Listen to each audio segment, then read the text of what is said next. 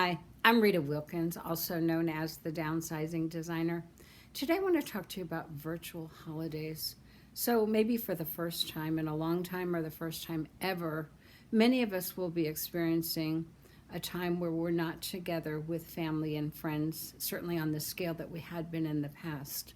So, how can we make this particular holiday season both memorable and maybe even one of the best holiday seasons yet? So this week does start off the holiday season after Thanksgiving, and I've heard people say they're just dreading the holiday season because of all the restrictions due to COVID and concerns surrounding the spread of COVID, all of which is valid. But for those of you that know me, you know I'm going to push back. So whether you know me as your mom or your designer or your coach or your friend or your designer, my goal is always to have people live their best lives no matter what. So I'm going to be pushing back a little bit on those people that say there's no way that this could be a great holiday, because it can. And I'm going to encourage you to think differently, to act differently, and to understand why those barriers are there that are preventing you from saying, this is going to be a great holiday season no matter what. And I'm also going to challenge you to start believing this could be your best holiday season ever. So for sure, everything in 2020 has been different. So why not break the old traditions and simply create new ones? Or why not reinvent the way that we used to celebrate our old traditions, whether we're together or not? And there are ways to reinvent all of that. So we all know how important traditions are, especially in uncertain times. You know, they're comforting. They bring us together from near and far. And they're also sometimes the glue that holds family and friends together in spite of the distance. And we look forward to these every single year. And today I'm here to tell you that in spite of COVID, you can still celebrate your holiday with some semblance of your family traditions that are still safe, they're lower stress, they're fun. All you have to do is just get a little more creative. So think of some of your family traditions that you most enjoy, but you're telling yourself right now, no way, I can't, or why even bother? So I'd like to ask you to just start thinking differently and ask, how can I create some semblance of those traditions, whether we're here together or we're not? One of my favorite poems is from Mother Teresa. I'm sure you've probably heard it, called Anyway. So people are often unreasonable and self-centered. Love them anyway. If you're kind, people may accuse you of ulterior motives. Be kind anyway. And the good that you do today will often be forgotten as early as tomorrow. But do good anyway. So it does seem paradoxical, doesn't it, that to love anyway, to be kind anyway, to do good anyway. And it seems contradictory, and yet on many levels, it seems unreasonable. When you think about it, the pandemic is challenging us to be unreasonable, to contradict the ways that we've always done our holiday celebrating. And it's challenging us to think differently so we can be safe, have fun, and make memories, and still celebrate the wonderful holiday season that we look forward to all year long. Another favorite poem of mine is Together Yet Apart. It was written by a young man who lost his grandfather during the holiday period, and he was missing him. And he said, family reunions will never be the same because you're not here with us. And your chair at the table is empty and cold. You need to come home. You need to come home. I need someone to hold. So have you ever thought the holidays would never be the same after the death of a loved one, after your children left home, after a divorce? But what did you do? You reinvented. We reinvented our lives, our holidays. What could they look like in the future? They wouldn't ever look the same, but what could they look like? So the same is true today, and due to the pandemic, many of us are being challenged, all of us actually, are being challenged to reinvent what the holiday traditions can look like, whether we're here together or whether we're apart. Today I'm going to challenge you and hopefully inspire you to think and act differently. What can you and your loved ones do to create this to be your best holiday season ever? I know right now some of you might be resisting and thinking, no way, I can't, or why even bother? So ask yourself to think out of the box right now, because one thing that you might realize is that you actually are the one that could encourage your family, your friends to think differently so they too can enjoy the holiday season. So it kind of is up to you. So one of the objections that we might hear is about decorating for the holiday. You might have even heard yourself saying, I know I did, why even bother decorating? No one will be here anyway to enjoy it. Well, you will. So whether you are decorating the tree with the beautiful lights and the age-old ornaments that you put on year after year, or whether you're setting a beautiful table with linens and china and crystal and silver, or whether you're wearing your favorite holiday dress or your ugliest holiday sweater that your grandma made for you, each one of these is important to celebrate those memories, and it's important to make you and your home feel festive. It's what gets you in the mood, and it will also help you enjoy the holiday season more. So put your favorite music on, light that scented candle, put on your favorite dress, and immerse yourself in the holiday spirit, whether you're together or whether you're apart. The second objection that we might hear is cooking for the holiday.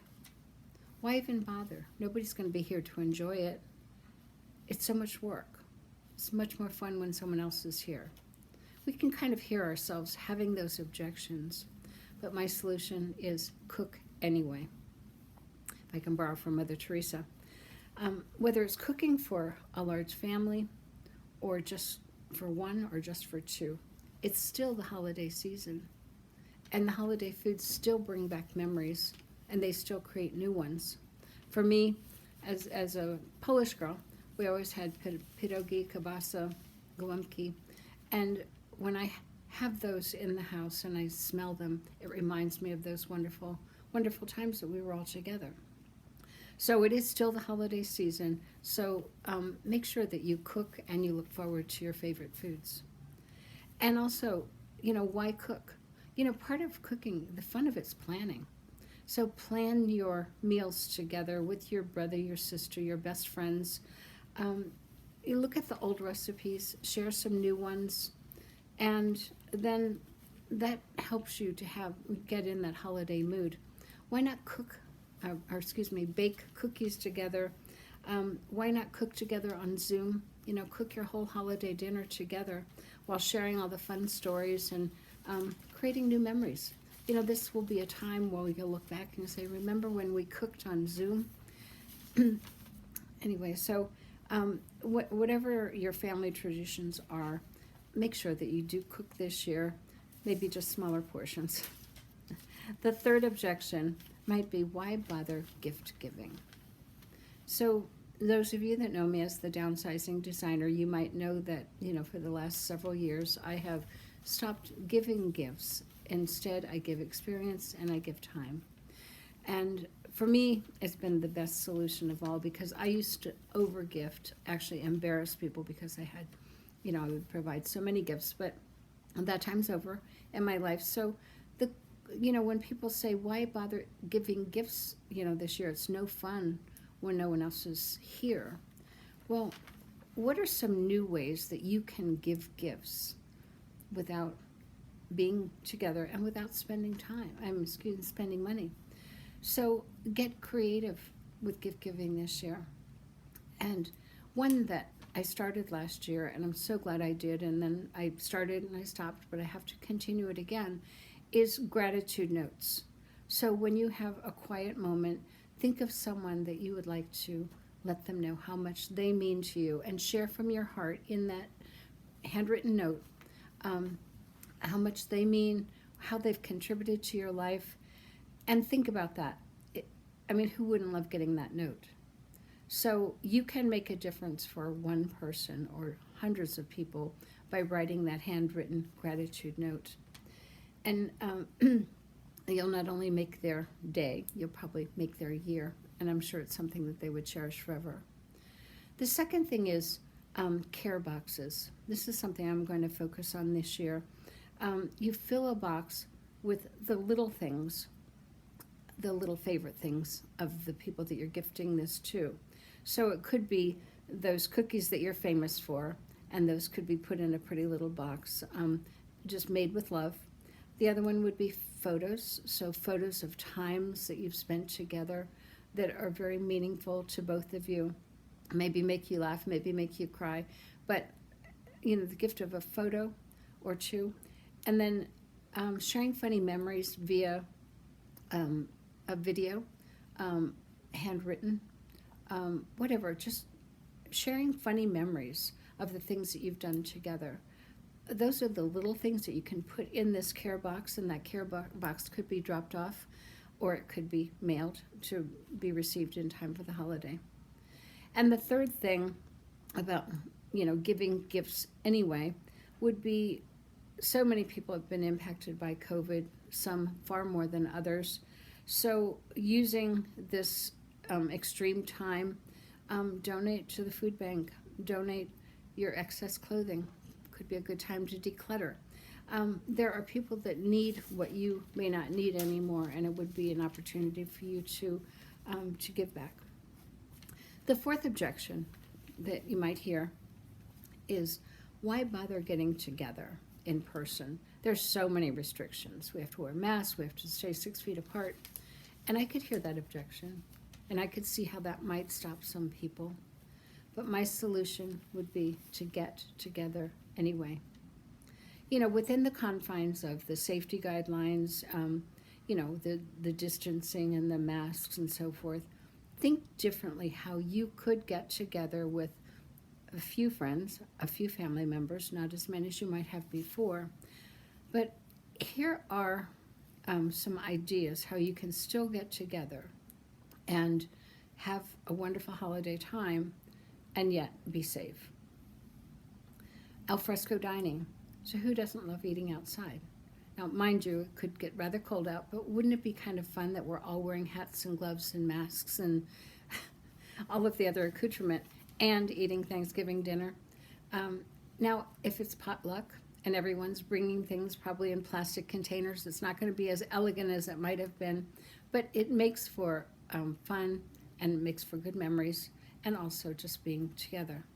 So a potluck dinner outside around the fire pit, or with heat lamps, whatever it takes, but having an al fresco Thanksgiving this year could be kind of fun.